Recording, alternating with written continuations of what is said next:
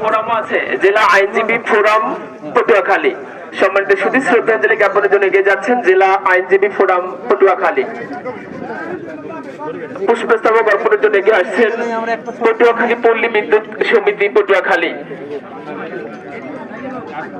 Bangladesh telecommunication company limited BTCL Patuakhali. শ্রদ্ধাঞ্জলি জ্ঞাপনের জন্য এগিয়ে আসছেন Bangladesh telecommunication company limited BTCL Patuakhali.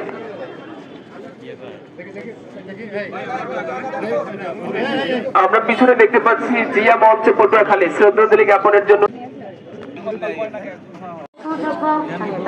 Shamim Chowdhury নেতৃত্বে ছাত্রদল, জেলা ছাত্রদল পটুয়াখালী।